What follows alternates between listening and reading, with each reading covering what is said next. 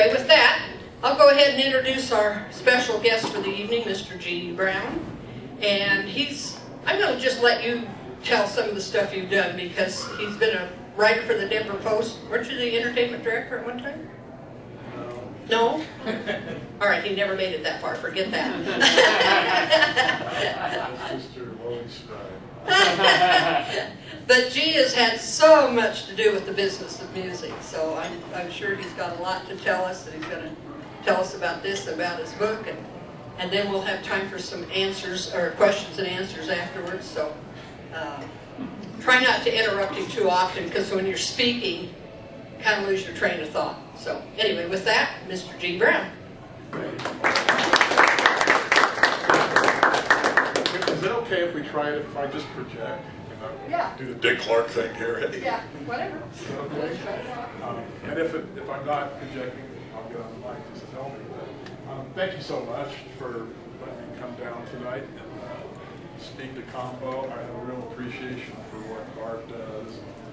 All of you, we're all fueled by a passion for music, so it's what binds us. And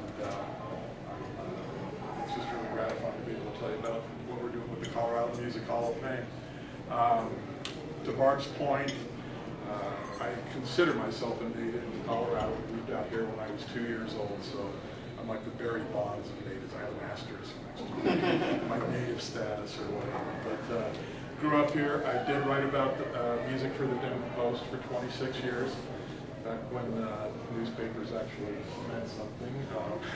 That's a little editorializing there, but it was really a great job, really a blessing to have a beat like popular music for a major daily newspaper. I got to meet and speak to a lot of amazing people. It was quite the ride. I also dabbled in radio, for pretty much every station in town doing music news, or even disc jockeying. I don't know if you were familiar with a station called KCUV that was around for quite a while in the aughts, and I was the music director and one of the show hosts there, and that was great. Locally owned, locally programmed, kind of an anti-Clear Channel, if you will. And it was really gratifying.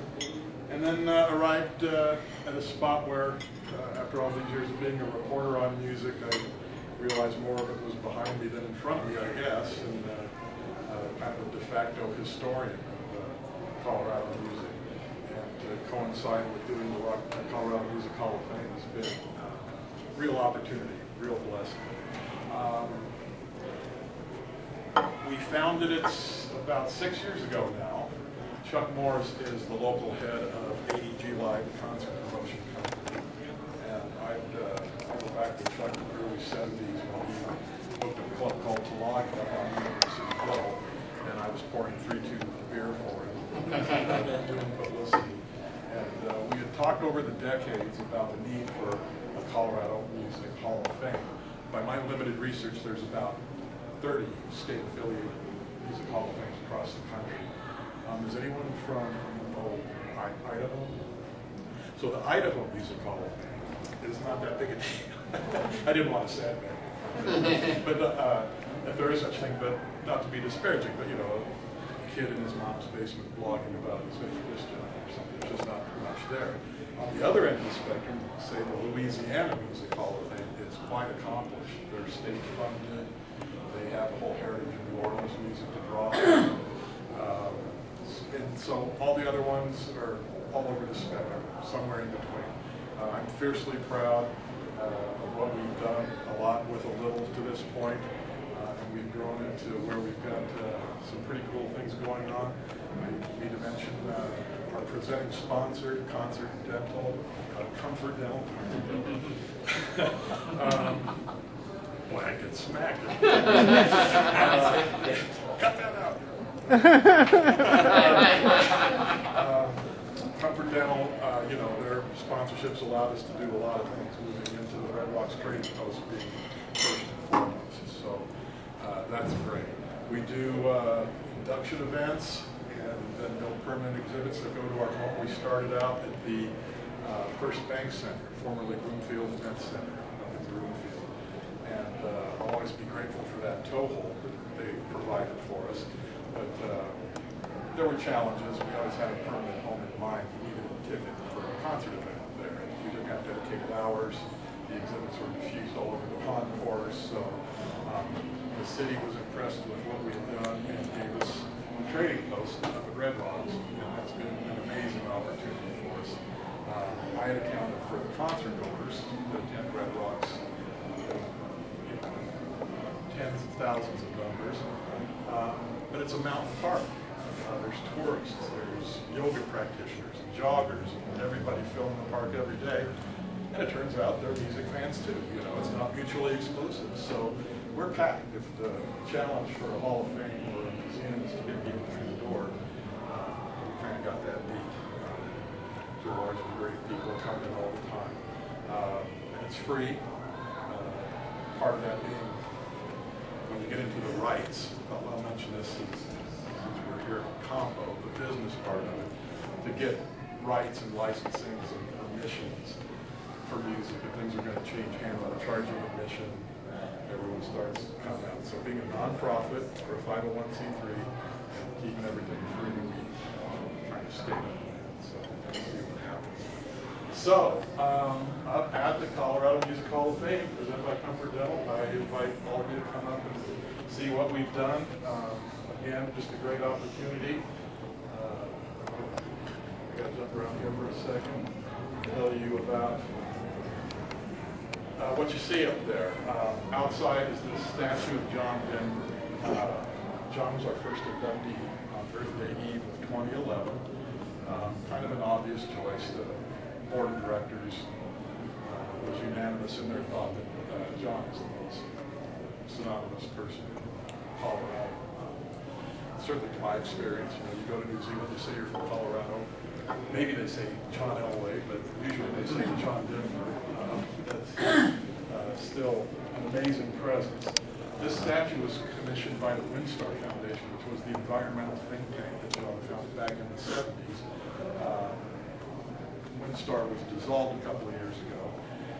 The statue was on their privately held land in Snowmass outside of Aspen. And some of their board wanted to keep it in Aspen. I think one person wanted to melt it down. Oh, no. There was the usual brouhaha about these things, but saner heads prevailed, and they donated it to us with the thought that John, he did more shows at Red Rocks than back in the 70s, internationally telecast. They really went hand in hand. There have been bands that have eclipsed a number of performances, I think like Spring Panics and Iterations of the Dead. But John did 18 shows, the first guy to do 4 consecutive sold-out nights, whatever. So having him home, so to speak, was a big deal for these kids.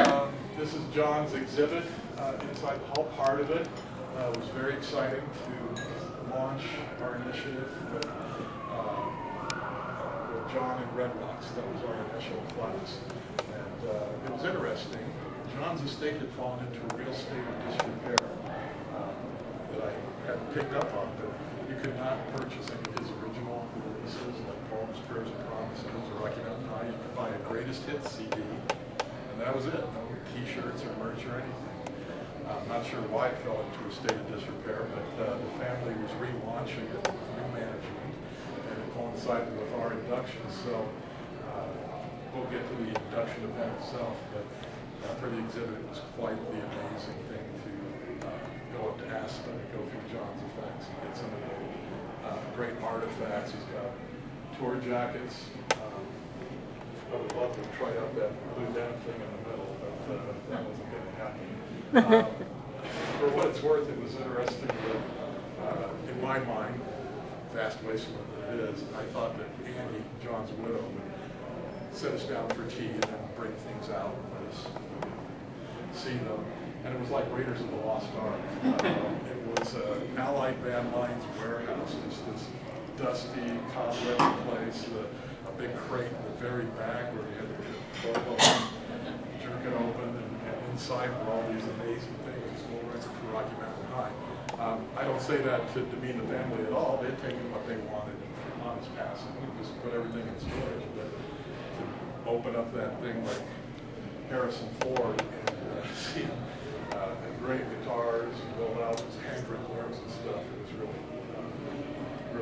exceptional. There's another part of the exhibit. The bust you see there, I don't know if it was on your radar, it was stolen 2 years ago Halloween. I'd gone through John's effects and found this bust, and it was terribly odd, and it didn't look anything like it. It looked like the aforementioned Harrison Ford in the first Star Wars, the Han Solo carbonite version. Right? It was really kind of goofy. And the family had no idea who had created it, so they gave it to me. We had it bronzed, put on a pedestal, put it up at First Bank Center, our aforementioned first home. My thought was always that it would be like, there's a statue and bust of Professor Longhair down at Tipitina's in New Orleans that everyone always rubs his head as they walk in and has a picture taken. And I thought this would be the same thing for us and John, and it was for 4 years. And then on the KBPI Heavy Metal Halloween Ball or something, some mook managed to rip it off the pedestal and abscond with it. And we never got it back. It's got to be a ball on some kid's man with something. But when it became apparent we weren't going to get it back, I got a sculptress, went shopping, a very talented woman who made the one you see. It looks like John, actually, which is a great thing. We have a resin version of it at the First Bank Center, our previous home, too, so that's a nice thing. It's interesting. I'll always remember when it was stolen at Halloween. It was October 2 years ago. I'm a Kansas City Royals fan. They were in the World Series for the first time in the last 2 years. And I'm trying to watch, and I give the Broomfield Police my cell number in case a post or some media outlet want to talk. I'm trying to watch the game, CNN, The Guardian, and the United Kingdom, ABC News. I mean, international news outlets calling. It must have been a slow news night. Just the fact that John is still such a, it's amazing news when he hits the cycle like that. Our second induction event was a dinner for a couple of non-performers. Harry Tuft, founder of the Denver Folklore Center, and Barry Fay, the notorious consummate poet. Harry is just an amazing cat. I hope you folks know of him. He founded the Folklore Center back in 1962 and has just sold it after 54 years. He was the godfather of acoustic music. Anyone who ever picked up an acoustic guitar had to make their way through the shop. I'm fond of telling the story that back in 1960, before Bob Dylan was actually Bob Dylan, he came out and played a summer at Central City in the Satire Lounge in Colfax. You can find this referenced in all the biographies. But he had his mail forwarded to Harry. That's how Harry was back then. And now he's sold it, as I say, 80 years old, and is going to play music, which is why he came out to Colorado from Philadelphia in 1962 and got sidetracked by the Folklore Center for 54 years. But he's always played music, but his full-time passion. So that's great. And Faye, the concert promoter who put Denver on the map back in the day. We were the flyover in the nascent stages of the rock concert industry. The reason bands always played the Eastern Seaboard is because they could line up the colleges and play every night, right? Denver was 600 miles, from Kansas City on the east and Salt Lake City to the west, and that's an extra day to get in and out. And bands on the road, that's an expense. Barry wouldn't be denied. He got us on the radar, which is his great legacy. We induct peer groups as opposed to scaling inductees by metrics like record sales or popularity. It's just been a lot more effective to induct peers. It gets fans excited and activates everyone's enthusiasm. This induction event was our 60s event, led by the Astronauts, Sugarloaf, Flesh Cadillac, and K.I.N.N. Rady. The Astronauts were a fantastic story. I don't know if you're familiar.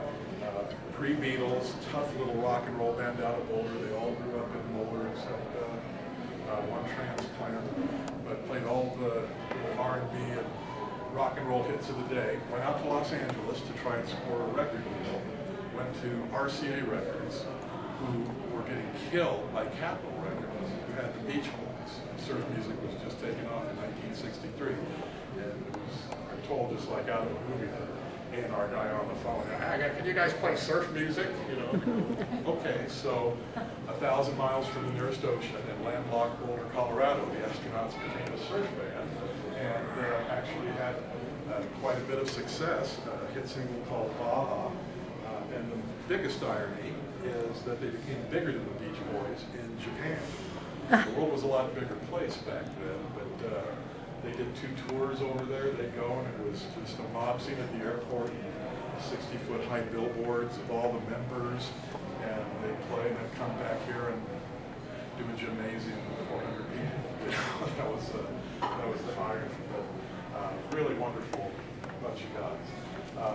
At the induction event, one thing we try to do is have a contemporary presence up there. I don't mean to be coy. Hall of Fame, we induct a lot of old and dead people. You know, it just kind of comes with the territory, and I really want anyone of any age and who likes any genre of music to recognize somebody. So one way we do that are some of the exhibits of future inductees that you'll see. But at our events, we try to get some of the contemporaries to play with these classic bands if they're not able to perform in their classic configurations. And that was the case with the Astronauts. They had Daniel from Rose Hill Drive and the Monsters from Big Head Town Monsters back up the 2 remaining guys, which is a very, very cool thing. Sugarloaf, Green-Eyed Lady, Don't Call Us, We'll Call You. This was they formed in 1969. That was the era of the supergroup, right? Crosby, Stills, Nash, the best players coming together to form their own units. And Sugarloaf was Denver's equivalent. The middle of that panel is something I'm real proud of. It's a family tree that shows all the branches of all the Denver bands that played throughout the 60s, then trickled down and coalesced into the 4 guys in Sugarloaf. Jerry Corbett had just passed. She actually 2 other Sugarloaf members, Raymond, the original bassist, and Bob Yazel, who joined on guitar. They all left us in 2016. If it's okay to give you a little sidebar about Jerry, he got a diagnosis about 6-7 months before their induction. I'd never brushed up against dementia with friends or family, but Jerry got a diagnosis of Pick's disease, which I'm told if Alzheimer's affects your entire brain, Pick's is just the fun of the world, I guess. And it's like Alzheimer's and Tourette's, just this awful stuff. Anyway, God bless him. Jerry would call every day, 5 times a day minimum, whether I answered or not. It was just my machine. Gee, I'll play the Hall of Fame clip. Gee, I'll play the Hall of Fame clip. Just the repetitive nature of it. So, God bless the rest of the guys in the band. We tried to craft something, but it was difficult because you can't try with that particular set of circumstances. It's just what you get in the moment. So, we made arrangements that on the encore, they would vamp at the end of the song, and if Jerry could get up and get behind the keyboard and do something great, if not, they just end the song. So I'm sitting out in the crowd with Jerry. He bought a new suit for the occasion. It was really sweet. His sister, his caregiver, on the other side. They get to the end of the song, and they say, "Jerry, you ready to play?" He says, "No, gee, I don't want to play." I'm thinking, well, you didn't tell me you wanted to. I'll be one time there. So Jerry, are you sure? He goes, "No, Jay, I don't want to play." So I'm trying to give the Ixnay sign to Bob Weber, the guitarist, to just end the song. And the other vocalist grabs the mic and says, "Ladies and gentlemen, the leader of Jerry Corbett." You know, the whole place goes ape crazy. So I said, "Jerry, they're asking for this." So got him up and onto the stage and walked him across the stage. There was, no one knew what was going on, but just enough of an affect. He was moving very gingerly, had him by the elbow, guided him behind the keyboard, filed from String Cheese Incident back to Sugarloaf. Jerry got behind the keyboard and on the little Casio top just started patty caking some chords, and then went down to the Hammond B3 and turned into Beethoven. I get choked up every time we talk about it because it was just an amazing thing, the muscle memory. You know, he knew where he was.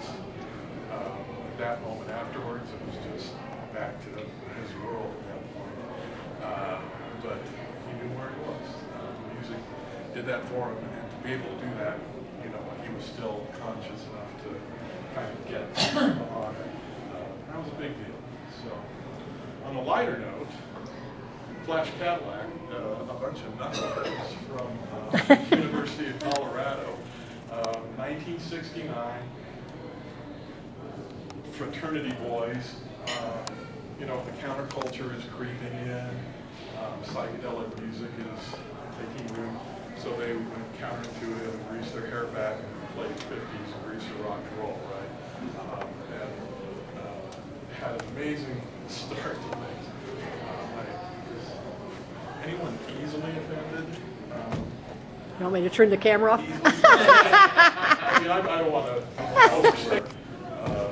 Bluto, at the end, he goes on to become a senator, right? Harold was the drummer, the sickest guy on the planet. He went on to become an attorney who was still practicing in Boulder. And Mick, the original Flash, worked for Ball Aerospace, just a brilliant guy, aerospace engineer. But they would do these things, they'd hatch these audience participation numbers like the Wild Elephant, where the guys would turn their pants pockets inside out, those are the ears, and I'll let you figure out the rest of the elephant's physiology. They had the Skin to Win twist contest, where they would give away as the grand prize a fender from a 57 Chevy or a tuna.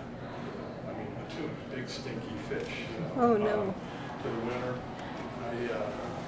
one week they gave me some pubic hair, and I swear the couple up there was acting like they just won an Oscar. It was insane. And one night, the winners got naked, took their clothes off, won the twist contest. The next week, everyone knew you had to be naked to win, so all the semifinalists were naked to no. twist.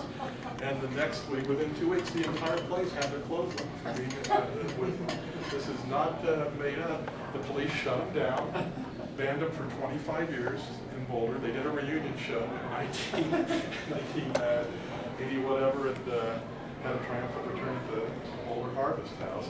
But it could have ended there, but it didn't. They went to Los Angeles, knocked everybody's socks off at the legendary Troubadour Club, and went on to have some amazing success. They were the sock hop band in the movie American Graffiti, Herbie and the Heartbeats.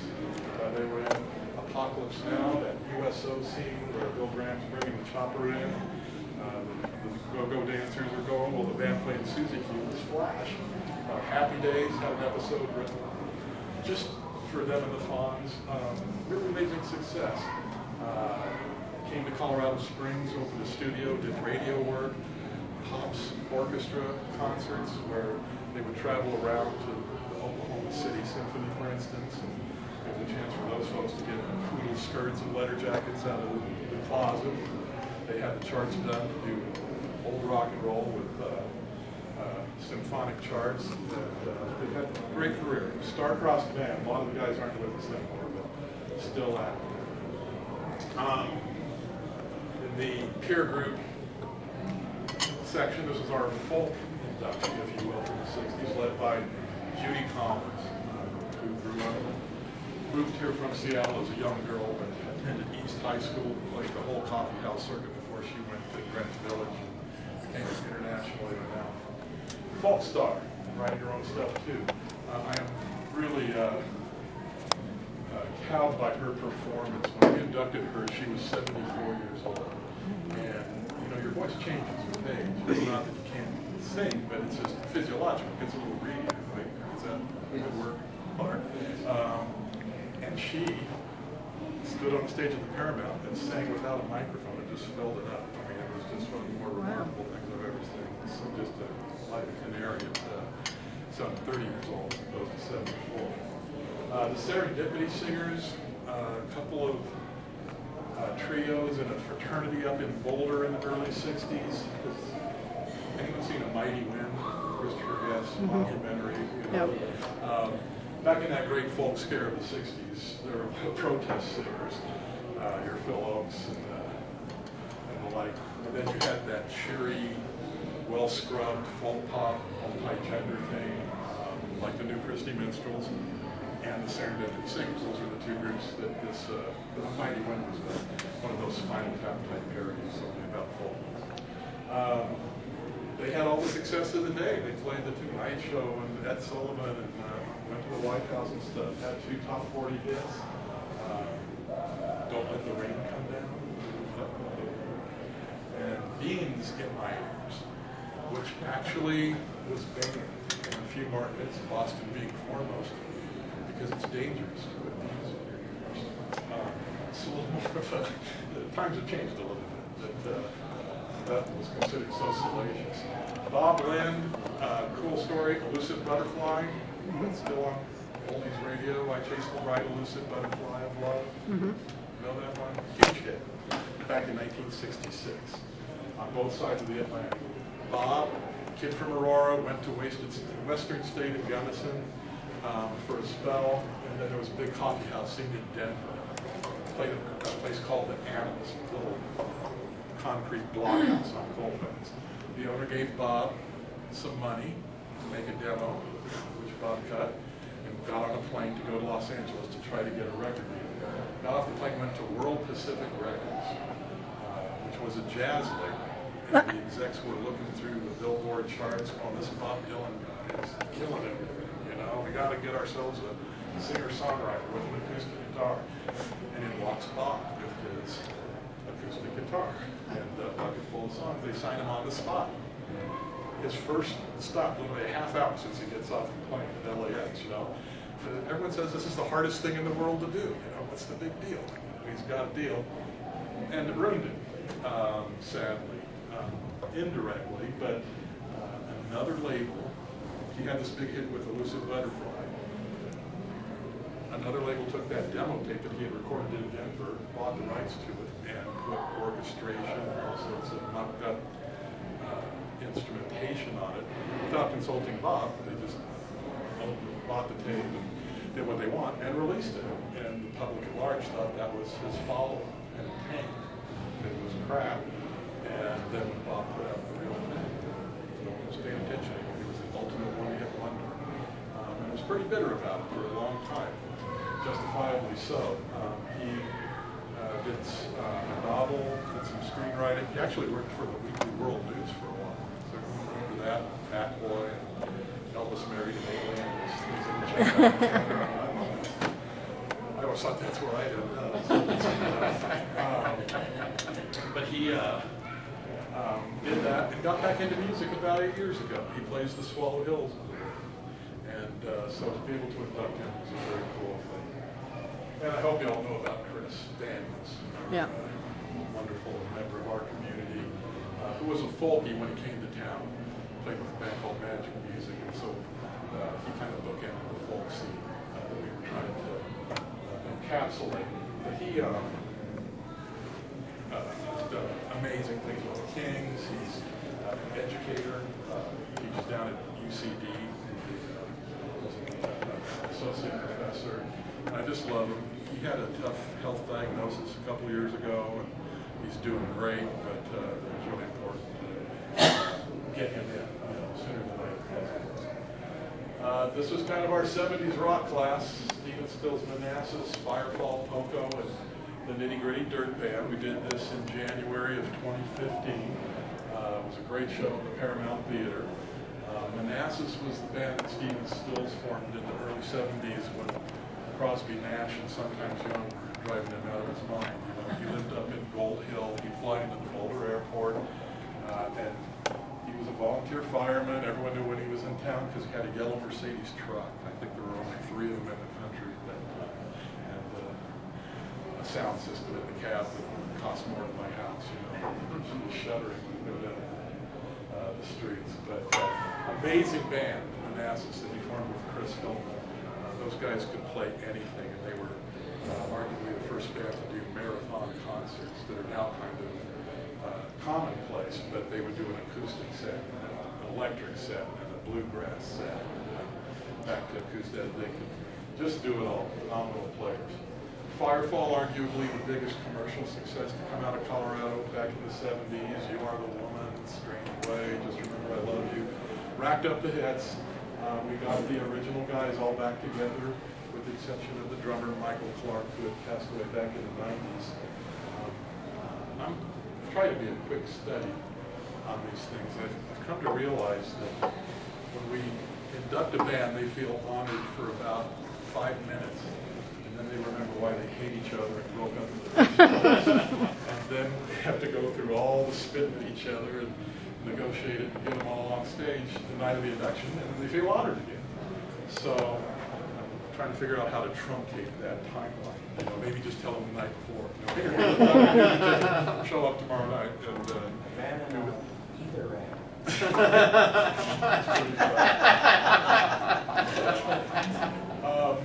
Poco, wonderful legacy. I think you're all familiar with the story. In terms of music history, there's always a band that opens the door, another band gets to walk through it. For country rock, I think it was Poco and the Eagles. Glenn Frey and the Eagles used to sit on the couch at Poco's rehearsal space and take notes. I mean, admits to it freely, you know, that they just knew that they were onto something in that country rock ferment. Poco never had quite the same commercial success as those guys, even though they pioneered it. The Eagles even stole their bass player twice. Poco formed with Randy Meisner. It was in the Ashes of Buffalo Springfield that Richie Furay put the band together. Called some Denver guys, Rusty Young, George Grantham, and put it all together. But Randy Meisner was from a band in Colorado called The Poor by way of Nebraska. Anyway, the Eagles stole him right away. And then when Meisner left the Eagles after Hotel California, the Eagles stole Timothy B. Schmidt from Poco again for the long run. So I know goofy history there. But Timothy took time off from his day job with the Eagles, and that's a joke. Come on. Joe Ross's birthday. Yeah, God bless. He's, but anyway, Timothy came out, and that was a big deal. Access Television actually filmed this induction and broadcast it across North America, which was a big deal for us. And finally, the Nitty Gritty Dirt Band, back in the 70s, maybe the quintessential Colorado band. Songs like River and Watertown, Arguable, are the greatest Colorado songs ever. Colorado Christmas, my absolute favorite. Yeah, Steve Goodman's song. Great guys. I'm not talking out of school here, but we talked about the music business. You know, there's stories involved, right? Jimmy Ibbotson is a dear friend. I'm not betraying any confidence when I say that the joke is that Ibby's a great bunch of guys. If he's not properly medicated, it's very difficult to deal with. I've been thrown out of the band 3 different times. Once on the side of the New Jersey Turnpike, just literally pulled us over your bag and you're gone. So we hadn't played with him since 2004, over a decade, and I really wanted him to do Rippling Waters and Colorado Christmas. So we called, you know, the guys and made sure they were good, and reached out to Debbie. He still lives up in Woody Creek outside of Aspen, and he came down and they reunited, and it was real magical. The Dirt Band this year, they are celebrating 50 years of Dirt. No wonder they hate each other. You know, I mean, 50 years, right?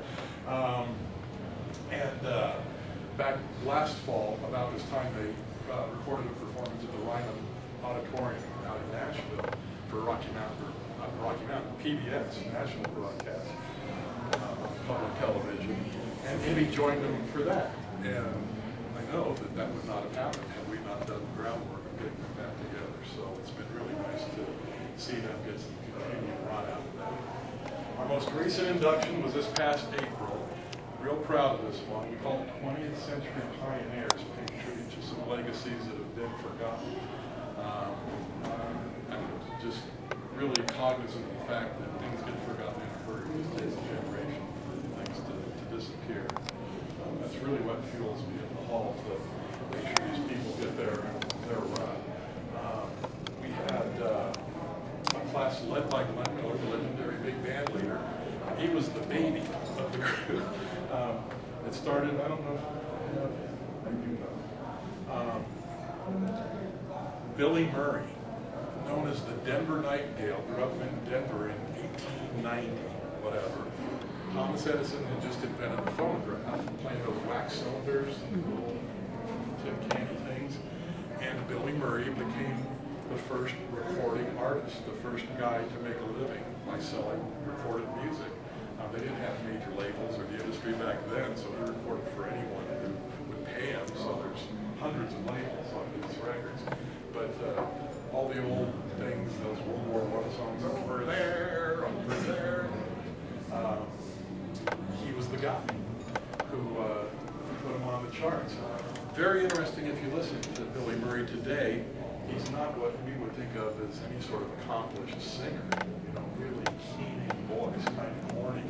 But back then, electronic recording hadn't been invented. The microphone didn't come along until 1925. So he was sitting through an acoustic horn, and the needle literally gouging the lacquer, cutting the groove as he sang it. So his gift was just to be able to sing loudly and consistently and just digging that needle into that groove, you know. He was the best at it. He was a huge star. Elizabeth Spencer, another name from the same era of wax cylinders. Her stepfather was William Gilman, the first governor of the territory of Colorado. So she was a society gal. She hooked up with Thomas Edison, okay, and became his #1 recording artist, over 600 sessions. Interesting story that they were, wax cylinders was the configuration at the time. And then RCA Victor came up with the disc, as we know, right, the vinyl disc. So Edison had to respond in the marketplace, and he came up with the diamond disc, which in retrospect was kind of the beta to the VHS at the time. Better fidelity, but not compatible with other players and stuff. And poor Thomas Edison bet on the wrong horse. He shut down his record division the day before the stock market crashed in 1929. But up to that point, Elizabeth was his biggest star. Their shtick was, you remember the ad campaign, Is It Live or Is It Memorex, back in the 70s? It was the 1920 equivalent of that. She would tour the biggest venues across America. She was an operatic soprano and would sing, and then they dropped the lights, and the audience had to guess when she stopped singing and when the diamond disc started up and took over. Wow, incredible fidelity, Clark. We have some special exhibits up there that I'm fiercely proud of. We did some space opened up, and we did an exhibit for the Luthiers of Colorado, Lutherie, the craft of making stringed instruments, and also the restoration and repair. So I got some of the great builders of the decades. The one on the left is Danny Stevens, guy from Arvada, who's no longer with us, but beautiful archtop. Max Krimmel has #2. He made 168 guitars. That's 150. And I got the whole #1, which was a peach box guitar that he built at Denver Free University back in 1969. Cigar box type thing. Now he works in Alabaster, just amazing art pieces. He's just one of those guys that anything he does, he's going to be the best at. And the one in the middle is worth noting. Harry Fleischman is kind of the eccentric uncle of luthiers, if you will. But you can see he's not a slave to convention at all, but placement of sound holes and design. You can't see the photo up top, but odd body shapes. He's just a nut. He actually creates luthier action figures and luthier trading cards of his peers. I mean, who does that? I mean, it's one thing to think of goofy things like that, but to actually do it, to have a luthier action figure. He had all of his buddies send him a nude photo of them at the bench with their hammers and saws because he wanted to do a calendar. You know, the folks I get to hang out with, you know, and I'm very grateful. And this is our most recent exhibit. We call it Backstage Past. George Kelleher Jr. Was being brought Meals on Wheels by a wonderful couple here in Denver. George had no family, no friends. He was all alone in the world. So when he eventually went into assisted living, this couple, Lisa and John Ferreira, became his adopted caregivers, you know, and visited him in assisted living until his death in January. Before he passed, he handed him a shoebox of snapshots. Turns out that George, as a teenager back in the 50s, did security at the Denver Coliseum. Security at the time being standing by the Coke machine, right? But they let him bring his camera, and he got to take pictures of Elvis Presley on his first tour in 1956. That's the big one in the middle. The one in the right-hand column, the bigger one, is Roy Orbison without his sunglasses. He's still just a kid. There's one of Patsy Cline before they spruced her up, signing autographs. There's Johnny Cash when he was the man in white. He was wearing a white suit. They haven't really got him in black yet. George Jones.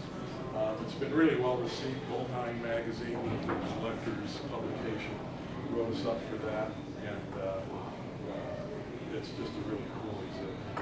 We have our grand opening up at the Trading Post. That view out the back is the best view in the entire park. You should step out the back if you come and see us. This is from our very first event. When we launched the Hall of Fame, we did an inaugural fundraising dinner at Pasta Jay. Jay Lowski is one of our board members. He's incredibly generous, but if you look at that picture, Jock Hartley from Firefall, and John Magny, and the Subdudes, and Rick Roberts, and King Passarelli, and Chris Daniels, on and on. It's just a hoot to launch things that way. This was the John Denver Red Rocks event. Olivia Newton-John came in and hosted it. Nitty Gritty Dirt Band, Michael Martin Murphy, all sorts of folks paid tribute to John. Boulder Philharmonic, conducted by Lee Holdridge, who did all the original orchestrations on John's hits. Really cool event.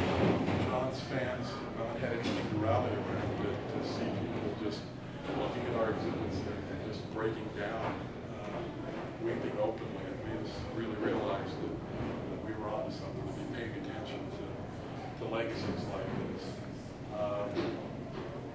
That's not what that's supposed to look like, but that's the marquee of the Boulder Theater for the 60s induction with the astronauts and Sugarloaf. I think that's Judy at her induction event in her dressing room with her award.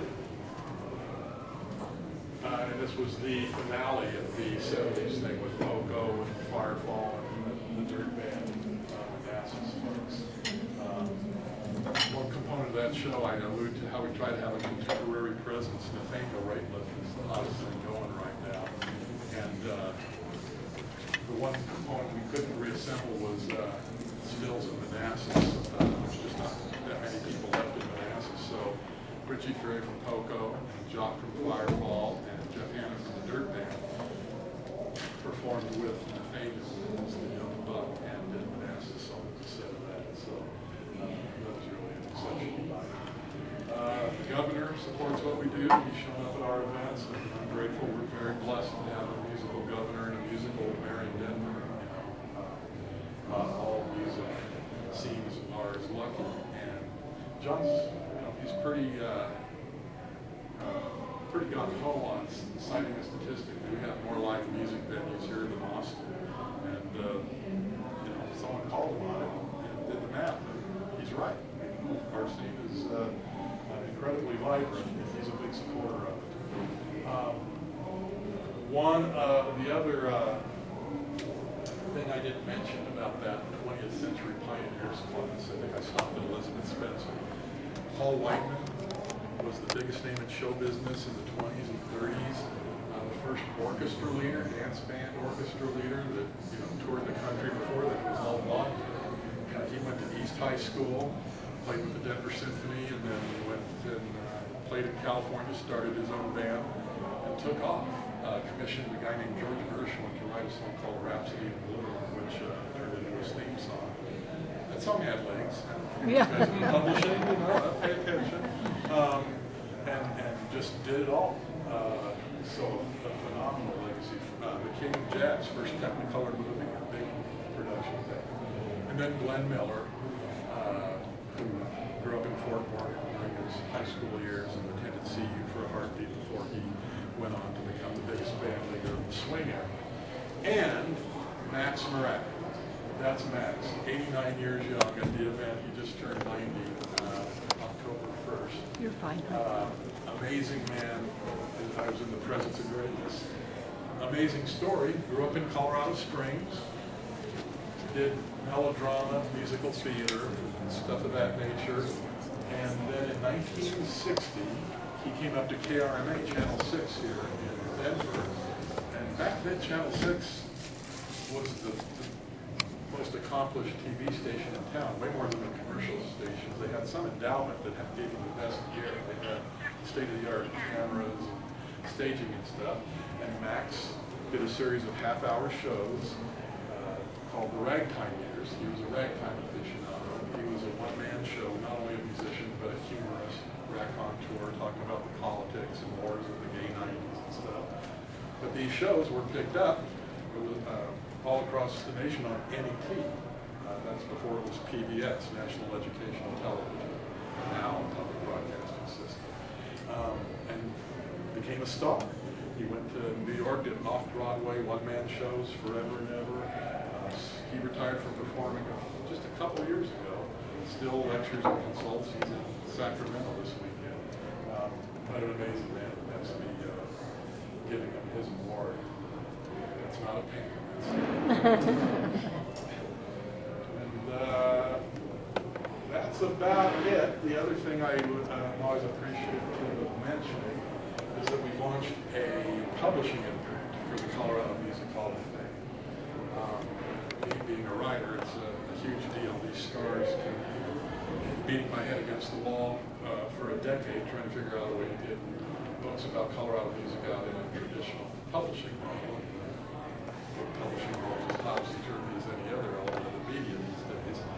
But once we founded the hall, the Bodecker Foundation in Boulder wrote a grant allowing us to launch this thing, and it's just been a wonderful thing. This is the first Pancake. I always thought it'd be the third, but it was the first book we came out with to coincide with the 40th anniversary of the Telluride Bluegrass Festival. Very important in that Telluride is where the full bluegrass genre was born, if you would. Sam Bush, Bluegrass Revival, Bela Flatt, guys like John Hartford there. They were heretics at the traditional bluegrass festivals. You know, they played electric instruments. You know, what would Bill Monroe think? They put them on at 1 in the morning when it was a shun. But at Telluride, they could come out to the mountains of Colorado, party their brains out, and jam. And it was a very innocent thing, but that's what set the groundwork for all the jam bands that take root in the Colorado scene. Bands like String Cheese Incident, Leftover Salmon, Yonder Mountain String Band, their first gigs were from Telluride. So I thought it was important to chronicle that. Colorado's Rock Chronicles is a book, updated, upgraded edition of the book I had done a ways back. Just a chronological, encyclopedic look at Colorado music, starting with Chuck Berry back in 1957, writing Sweet Little 16 at the Denver Coliseum. Some little girl in a yellow dress was running around trying to get his autograph. He wrote Sweet Little 16. Takes it all the way up to modern day. And I'm pretty proud of it in terms of all these stories and legacies. To put it under one cover was important. We couldn't get it all. The metric was kind of anything that had a national impact that just kind of got out of state lines. Even if it was just number 99 on the Hot 100, you know, you qualified. So that was out last summer. And out now, Red Rocks, the concert years. I'm not the most prolific guy. I've been working on that for like 16 years. So I don't know what the holdup is, but it's a been incredibly well received. The text is, I think, the most detailed history of everybody's favorite outdoor amphitheater. But it's really a book that I share with all the photographers over the decades. Turned over every rock that I could to find it. One of my favorite rocks was named Rodney Tanaka. We took a picture of, guess what band? The photo of Rush is in there. They played Red Rocks the first time. Awesome shot by Rodney, but it's very photo intensive, and it's been very, very well received. I think I'm done.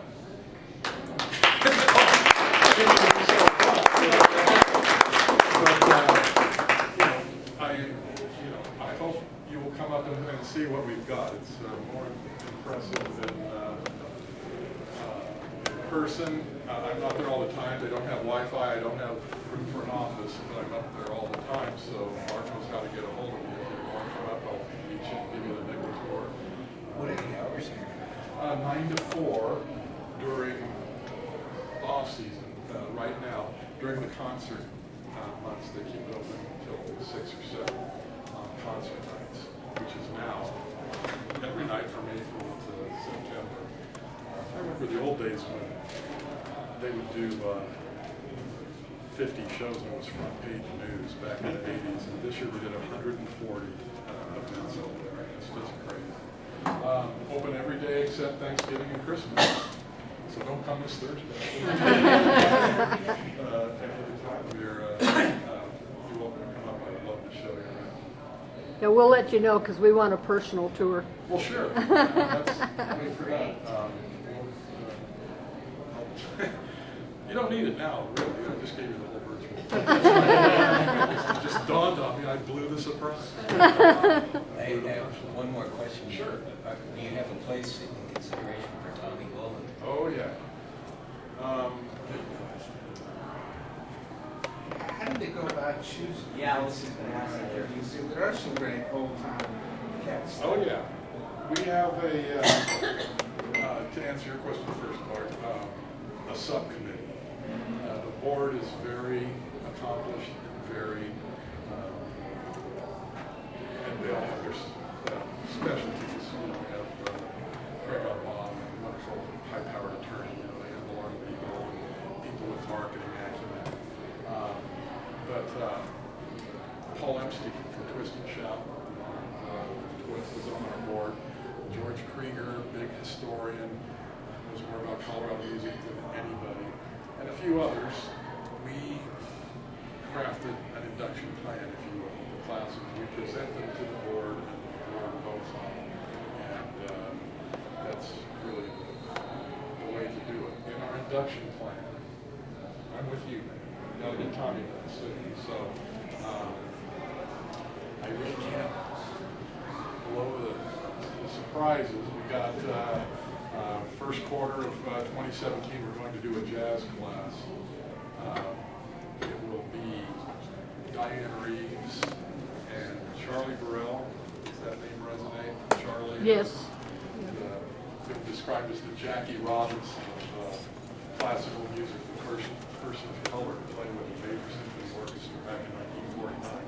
That was the Denver Symphony that he went and performed with the San Francisco Symphony. He was still the first African American under contract with the symphony. So a real, really shattered barriers in that community. Really cool gentleman. Bill Frisell, the amazing guitarist. Ron Miles, the cornetist, who's also the coordinator of jazz studies at Metro State University. And they're all graduates. Diane Tandon, but graduated from George Washington, but they all graduated from East High School. Paul Whiteman and Judy Collins graduated from East High School. They have a very accomplished list of grads in all walks of the arts, but music in particular. So we'll pay some attention to them too, just the music program, and we're hoping that who will head that up will be Philip Bailey and Will Folk and Larry Dunn, 3 members of Earth, Wind & Fire, who were playing in a band called Friends in Love after they graduated from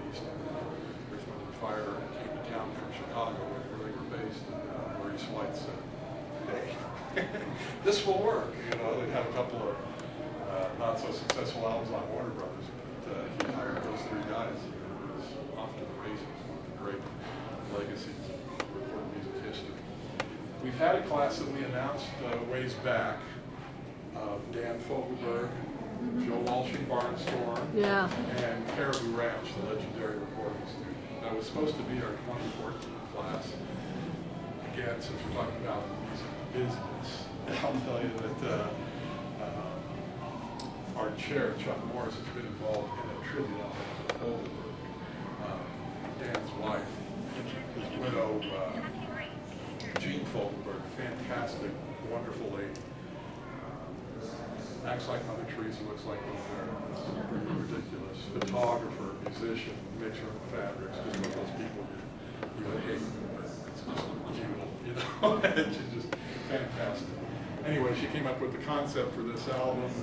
Everybody signed off on it, including Irving Azoff, who's Dan's manager, managed the Eagles, who were his pals. They said, we're in. So, fantastic record. Garth Brooks, Trey, Zach Brown, Jimmy Buffett, all these things. The album was done, mastered, artwork. They were waiting on one track. Guess whose it was? The Eagles. The first guys in. Just promised tens of times they would do it, but never got around to it. Then it got held up with the record label, da-da-da.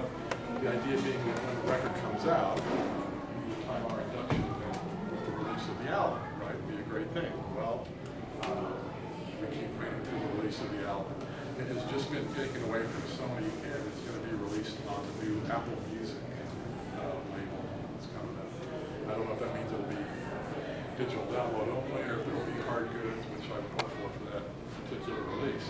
But anyway, sometime this next year, the record should come out, and we should be inducting that class, which Joe's going to reform Barnstorm. The idea of Kenny Passarelli and Joe Vitale, so that'll be a cool thing. And then in the fourth quarter, about a year from now, class headlined by Tommy Bolin, the legendary guitarist, Roy Duck Zephyr, the band he got his start in, and Candy Gibbons on lead vocals, who was a star in her own right.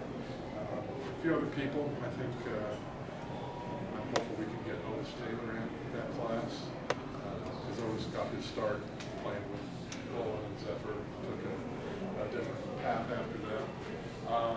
And on the radar, a jam band class, Hot Rise, Yonder, String Cheese, Leftover, and we got a new thing head with the Subdudes and the Sandals. And I think we'll have our pins on this pretty good. That's what I'll be doing the next few months. Kip Winger. Yeah, Kip's on the short list. You know, I mean, there's no dearth of people. My ultimate ambition, we've already outgrown the training place. We're looking for a permanent home, whether it will still be at Red Rocks or some other location as a chess match. We've got the support of the city, but greater minds than mine will be in charge of that. But my ambition, once we establish that permanent space, is to tell the whole story, to be able to get everybody represented in there, inclusive instead of exclusive, and have radio stations and venues and all the things that make up our musical community, as well as the inductees and the future inductees. And then I'll be in the home. And, you guys can induct whoever the hell you want, but at least we'll have everybody, the history of our fair state music. So we'll see if I can pull it off. We can pull it off. Tell us more about your book. What's that, honey? Tell us more about the book. Your What book. would you like to know? All proceeds go to the Colorado Music Hall of Fame, and they make a lovely Christmas present. There you go. And they retail for $40, but for combo members, we could sell them for $25 if anyone was interested. But no obligation, Do no you have one to sales. pass no around? call. What's that? Do you have one to pass around? We can open one if you want. We'd sign. Well, I'm going to buy one so you can open up mine. Whatever you want to do. But thank you all very much for being attentive. you, Chief. Imagine what it would be like with a microphone.